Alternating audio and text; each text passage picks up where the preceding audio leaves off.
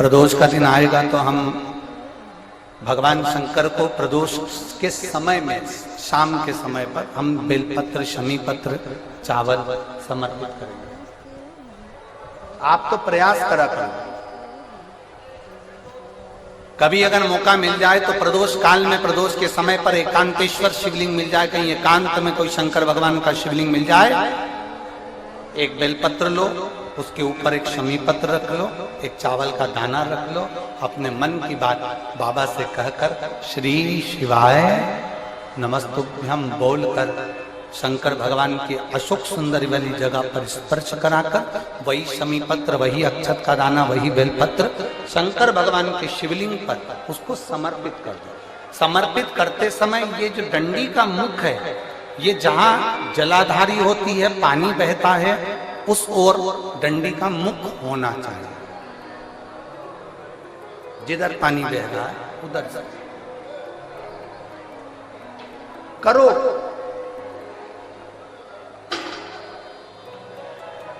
प्रदोष काल में करी गई आराधना, प्रदोष काल में किया गया भजन, केवल प्रदोष के दिन ही नहीं, प्रदोष काल में कभी भी शंकर को याद करो। वैसे तो शंकर भगवान को याद करने के लिए कोई समय निश्चित नहीं किया गया कि इस समय शिव जी को याद करना। मौत का और महाकाल का आने का समय कभी निश्चित नहीं होता। मौत आने का समय भी निश्चित नहीं होता, कब व्यक्ति की मृत्यु हो जाए, कब प्राण छूट जाए, कब बीपी शुगर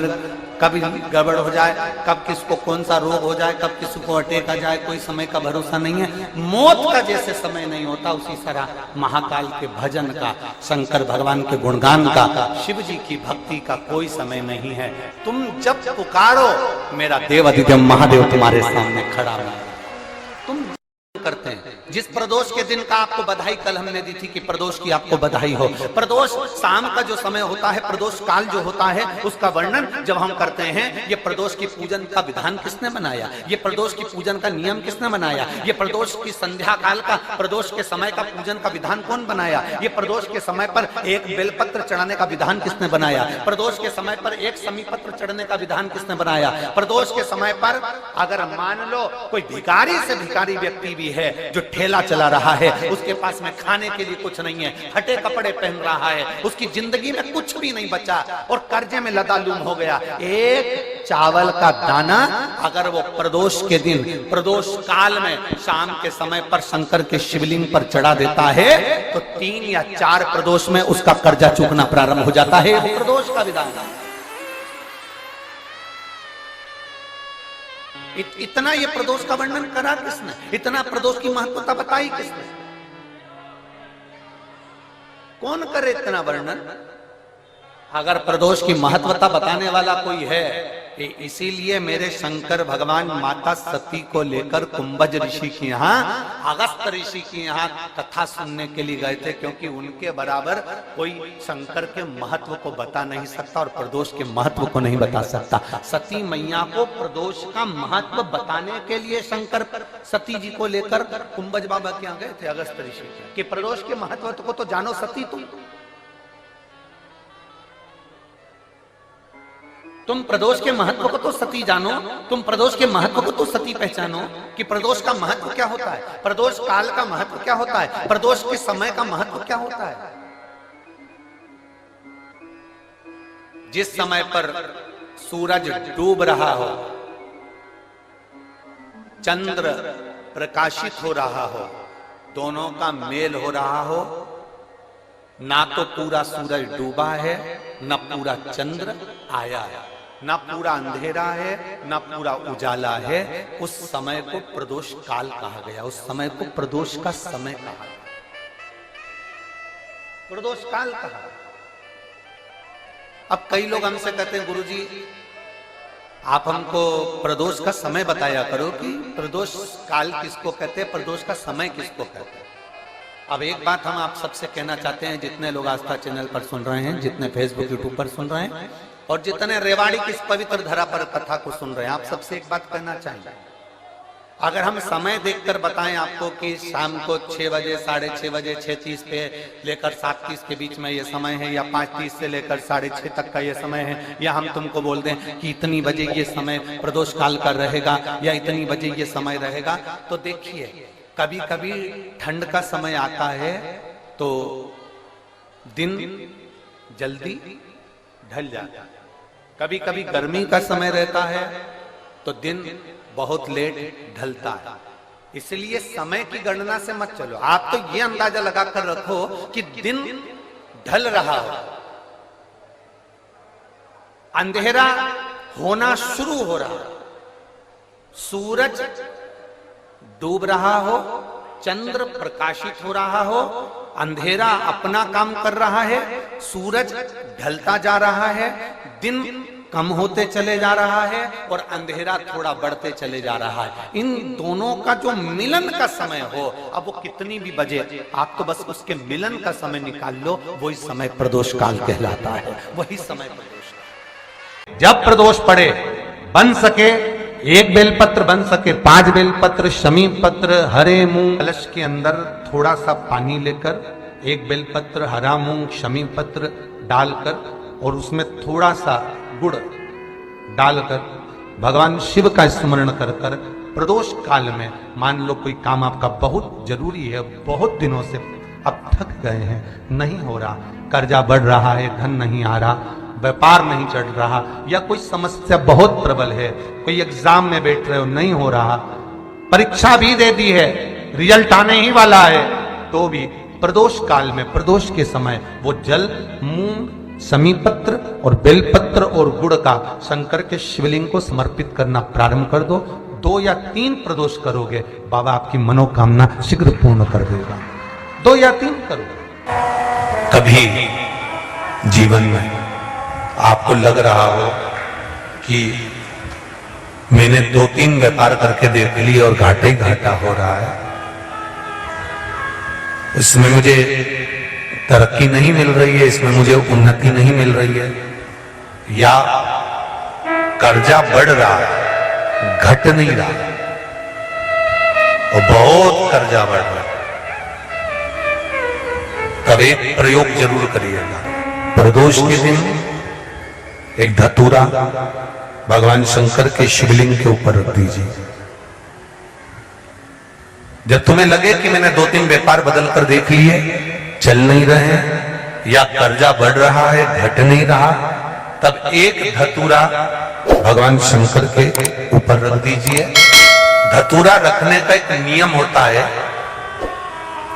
धतूरे की जो डंडी होती है, देखिए छोटी सी डंडी होती है धतूरे में, वो डंडी धतूरे की आप जहां बैठे हो उससे विपरीत होना चाहिए। धतूरे की डंडी आप इधर बैठे हो तो धतूरे की डंडी उधर। अपने को लग रहा है कि व्यापार मैंने बदल लिया, 2 बार 4 बार 6 बार व्यापार बदल के देख लिया और कर्जा बढ़ रहा है, पर व्यापार भी नहीं चल रहा, फैक्ट्री डाली वो भी चल बंद हो गई, दुकान डाली वो भी बंद हो गई, कुछ काम करा वो भी बंद हो गया, जहां संबंध के लिए जाते हैं संबंध नहीं होता है, बेटा बेटी बड़े हो गए उनका कहीं जम नहीं रहा, बहुत प्रयास करके देख लिया पर हो नहीं रहा, तो प्रदोष के दिन धतूरे को रखिए पर डंडी विपरीत दिशा की ओर हो और 1 लोटा जल धीरे धीरे उसी धतूरे के ऊपर आप चढ़ाना प्रारंभ कर दीजिए जो शिवलिंग के ऊपर रखा हुआ।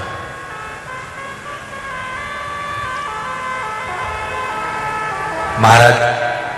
हाटकेश्वर महादेव का नाम लेकर, कौन से महादेव, जम के बोलो जरा, हाटकेश्वर महादेव का नाम लेकर जो जल समर्पित करा जाता है और उस जल को समर्पित करने के बाद उसी धतूरे को वापस घर में ले आया जाता है, वापिस लिया। उसके बाद तुम जिस कार्य में हाथ डालोगे और जो कार्य करना चाहोगे उसमें सफलता मिलना चालू हो जाएगी और कर्जा भी धीरे धीरे चूकना प्रारंभ हो जाएगा। संबंध नहीं हो रहे होंगे तो संबंध होना प्रारंभ। कौन सा महादेव, जम के बोलिए जरा, हाटकेश्वर महादेव का स्मरण। एक शमी पत्र, 5 बेलपत्र तांबे के लोटे में जल में डाल लीजिए, 7 दाने अक्षत के आखे अक्षत के डाल लीजिए। और प्रदोष काल में, प्रदोष काल जो शाम का समय होता है, प्रदोष काल में भगवान शंकर के मंदिर जाकर पांव में चप्पल पहनकर ना जाइए, घर में घी का दिया लगाकर कलश लेकर शिव के मंदिर में चले जाइए। शिव मंदिर में दिया नहीं लगाना है, आपको केवल घर में दिया लगाकर जाना है। और शंकर जी के मंदिर में वो ऐसा कैसा ही पानी पूरा उंडेल कर डालकर शिवलिंग पर आ जाइए, झोली पसार कर प्रणाम करिए। शंकर की देहली पर 2 मिनट बैठकर ओम नमः शिवाय का स्मरण कर लीजिए।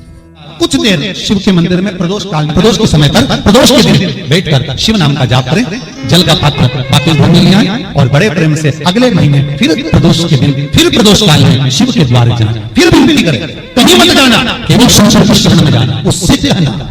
उससे निवेदन करना, मुझे विश्वास है मेरे शंभु पर, स्तंभ ग्रहण करती है, शिव ग्रहण करती है। अगर आपने 2 या 3 या 4 प्रदोष ही कर लिए तो मेरा महाकाल बाबा आपकी झोली तो भर ही देगा। खुशी 2, 3, 4 बस बहुत। जब आपको लग रहा है कि मेरे बेटा बेटी, मेरे बेटा बहू या मेरे परिवार का सदस्य ठीक राह पर नहीं जा रहा, सही जगह पर नहीं जा रहा, तो पीपल के वृक्ष के नीचे,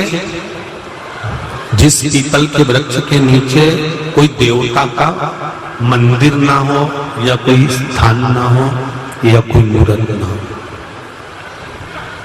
आपको लग रहा है कि मेरे बच्चे भटक गए, मेरे बच्चों ने मार्ग भटक गए और सही मार्ग पर नहीं जा रहा, तब आप पीपल के वृक्ष के नीचे भगवान पिपलेश्वर महादेव के नाम से, कौन से महादेव, जम के बोलो जरा,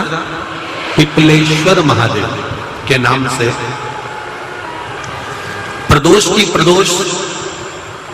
प्रदोष काल में आप पीपल के वृक्ष के नीचे